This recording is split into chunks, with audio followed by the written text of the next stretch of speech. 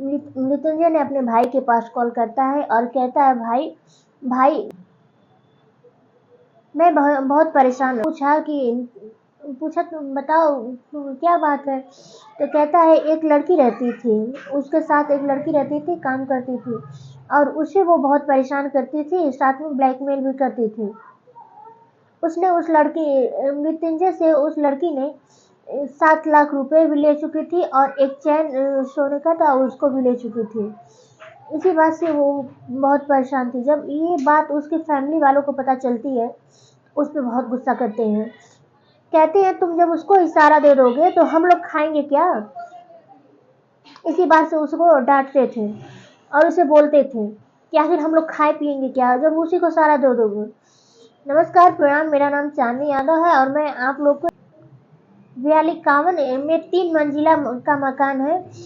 ये वहाँ की महालक्ष्मी की 30 साल की एक लड़की जो रहती थी, उसकी महालक्ष्मी नाम था। उसकी लाश के टुकड़े मिलते हैं। कातिल ने उसकी डेड बॉडी को 59 टुकड़े कर दिए और उसे फ्रिज में रख दिया था। जब ये पुलिस को पता चलती है तो फ्रिज में रख दिया। जब पुलिस को पता चला तो उन्हें 4 लोगों पर शक जाता था। उन्हें एक मृत्युंजय भी शामिल था। दोनों एक ही शोरूम में काम करता था। जब महालक्ष्मी की डेड बॉडी मिली लेने के बाद मृत्युंजय की पुलिस तलाश कर रही थी, लेकिन वह नहीं मिला। 21 सितंबर से ढूंढ रही थी पुलिस उसको 21 सितंबर से ढूंढ रही थी पुलिस उसको लेकिन 25 सितंबर को दोपहर 32 साल का जो मृत्युंजय उड़ीसा में अपने गांव में आ गया था। गांव में आने के बाद वो खुदकुशी कर लेती। एक पेड़ से मिलती है। लटकती मिली पुलिस को उसके डेड बॉडी के पास एक डायरी लिखी थी। उस डायरी में वो अपना खुदकुशी का नोटिस खुद लिखा था और उसमें साथ उससे वो महालक्ष्मी की मर्डर का भी बयान लिया था। इस बात से पुलिस को साफ जाहिर हो जाती है कि मृत्युंजय ने ही महालक्ष्मी का कत्ल किया है। उसमें ये भी लिखा था कि महालक्ष्मी ने उसको किडनैपिंग केस में फंसाने की धमकी दे रही थी। इसी बात से वो गुस्सा होने के बाद उसको मर्डर कर देता है। मैं महालक्ष्मी को पसंद करता था, उसे बहुत प्यार करता था, लेकिन वो आए दिन वो उससे झगड़ा करती रहती थी, गुस्सा करती रहती थी, किसी न किसी बात को लेकर के उससे लड़ती रहती थी। इसी बात से वो परेशान रहता था और काफी पैसा खर्चा कर दिया था वो महालक्ष्मी के ऊपर। इसी बात से वो और परेशान रहता था। उसका व्यवहार उसके प्रति ठीक नहीं था। मृत्युंजय के प्रति उसका व्यवहार बोला कि मेरे लिए उसका व्यवहार ठीक नहीं था। वो मुझसे किडनैप के केस में फंसाने की धमकी दे रही थी। जब मैं 3 सितंबर को महालक्ष्मी के घर गया तो मुझसे बहस करने लगी और साथ ही साथ बोला मैं बात कर रहा था, उसने मेरे पर थप्पड़ मार दी। मुझे इसी बात पर गुस्सा आ गया। इतने में मैं उसे मार डाला। कहता है कि मैंने गुस्से में जो किया वो गलत था, लेकिन मैं डर गया था, इसीलिए मैं भागकर घर चला आया। आखिर मृत्युंजय कौन है, वो लक्ष्मी का कत्ल क्यों करता है। इस बात से पुलिस पता लगाने की जब कोशिश करती है तो पहले लक्ष्मी के पति हेमंत जो रहते थे, हेमंत का हाथ हो सकता है महालक्ष्मी का कत्ल करने में। लेकिन जब पुलिस उसके पास गई, हेमंत से पूछताछ करती है तो लोगों का कहना रहता है कि लक्ष्मी का हेमंत से भी, उसके पति से भी नहीं बात पड़ती थी। उन दोनों में भी आपस में झगड़ा होता था। झगड़ा होने के साथ साथ लक्ष्मी रहती थी, अपने पति के पास नहीं रहती थी। वो अलग रहती थी, पति से दूर रहती थी, पति के पास नहीं रहती थी। लक्ष्मी फरवरी में ही अपने पति के पास नहीं रहती थी। उसके खिलाफ पुलिस में केस दर्ज करवाई थी मारा पीटी के लिए। हमेशा पुलिस के पास उसकी केस दर्ज करती थी कि अफसर नाम का एक हेयर ड्रेसेस के साथ में अफेयर चलता था। जब मैंने एक दिन उसका फोन चेक किया तो उसी से पता चला कि ये बल्कि उससे बात करती है और वही नहीं बल्कि उसे वो रोज लेने आता था, ले जाता भी था, उसके घर छोड़ता भी था और घर से लेकर भी जाता था। इस बात से उन दोनों में ज्यादा गलतफहमी हो गई थी। जब उसके पति के बयान से पुलिस अफसर के ने ही महालक्ष्मी का खून किया है, इस बात से पुलिस सोची कि अफसर ने ही हो सकता है उसका खून किया है। लेकिन जब अफसर के पास ये पुलिस गए, उन्हें जाकर के वो बेंगलोर सैलून में काम करता था। पुलिस उसके हाथ पकड़ ली, थाना में ले गई, उसी से पूछताछ की तो 20 दिनों तक, बल्कि जो अफसर रहता था उसका 20 दिन लोकेशन चेक किया गया, और उसका जो कॉल रिकॉर्ड था उसको भी पुलिस चेक करती है। उसके बाद पुलिस अपने ही कस्टडी में उसको रखती है।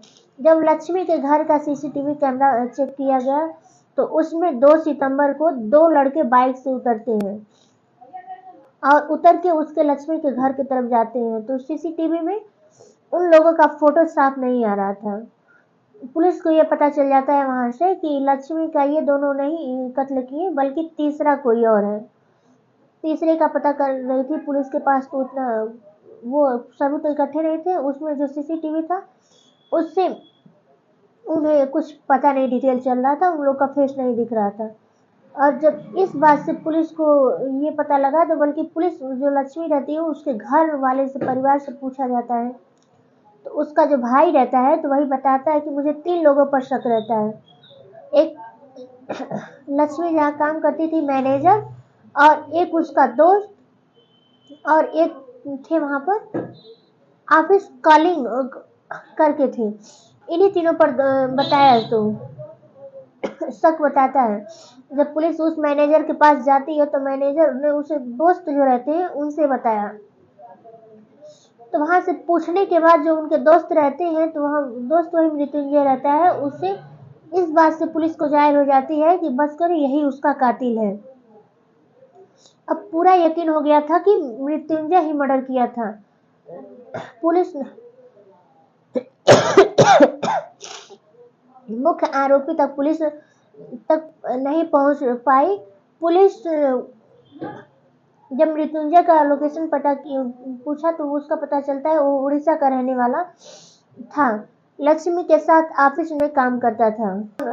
फोन किया अपने भाई से, बोला मृत्युंजय वहां से जब उड़ीसा से उस बात से डर सा गया था, तो वहां से अपने भाई के पास फोन करता है कि भाई, इसे बोला जल्दी घर खाली करो, खाली करके वहां से आप लोग कहीं चले जाओ। वजह पूछा तो बोला कि फोन पर नहीं आप लोग को बता सकता, घर आने पर आप लोग को बताऊंगा। तो वहां से वो सब चले जाते हैं।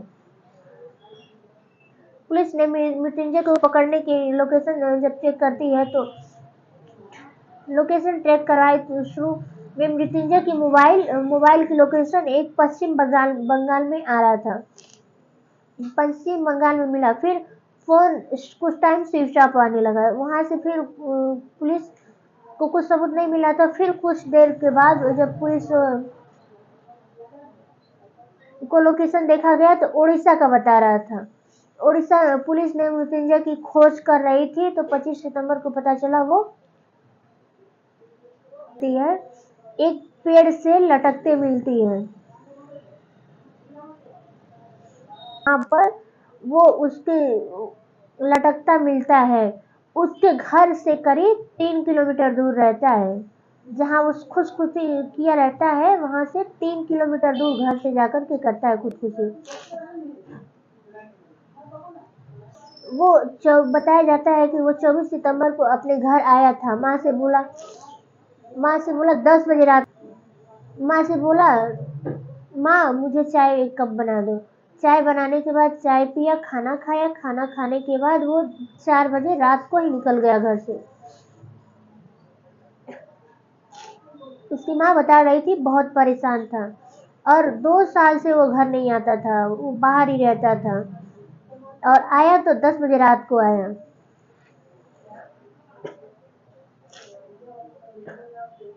उस माँ बोली मेरा 3 बच्चे हैं, 3 बच्चों में से वही सबसे छोटा बेटा था मेरा, और 2 साल से बाहर ही रहता था, वो आता भी नहीं था, और आया तो इतना परेशान था। वो परेशान होने के बाद वो रात को ही 4 बजे निकल जाता है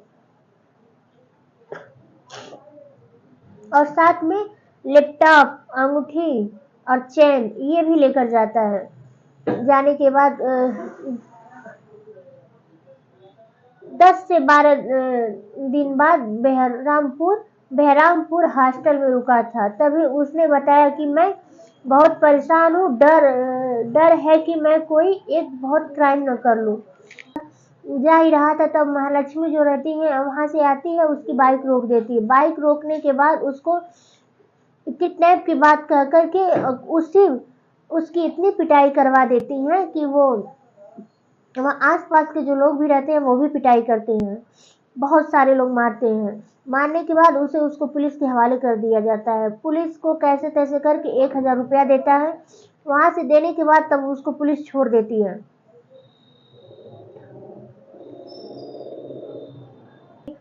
वो दोनों एक ही शोरूम में काम करते थे। काम करते करते आपस में दो प्यार हो जाता है। लक्ष्मी मृत्युंजय की शादी करने के लिए उसे दबाव बना रही थी और मृत्युंजय को ये मंजूर नहीं था। इसी बात से लेकर के दोनों के बीच में आपस में झगड़ा होता रहता था। एक दिन मृत्युंजय को गुस्सा आ जाता है। गुस्सा में वो उसकी हत्या कर देता है। हत्या हो जाती है और इसी बात से पुलिस उन दोनों की अभी जांच पड़ताल उसकी केस का पूरा मामला कोशिश कर रही है। अभी उन दोनों का केस नहीं बंद हुआ है, अभी उनकी जांच चालू है। वीडियो अच्छा लगे तो लाइक एंड सब्सक्राइब करिएगा, ज़्यादा से ज़्यादा सपोर्ट करिएगा।